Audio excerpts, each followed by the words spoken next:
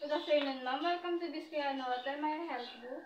Do you have an available room? I would like to ask if there is still available deluxe room for tonight. Give me a minute, ma'am. Just check if it's still available.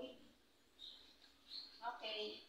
Yes, ma'am. We still have available room for tonight. But before that, may I borrow your valid ID to verify your information?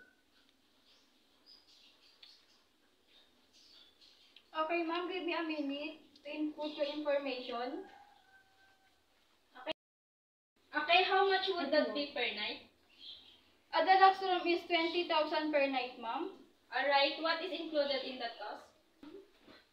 It includes a breakfast, buffet, Wi-Fi in your room, aircon, access to the gym, and to the pool. If you want to relax, we have a rooftop bar located on the top floor. It offers standing views and are popular for their unique atmosphere and sophisticated drinks and food.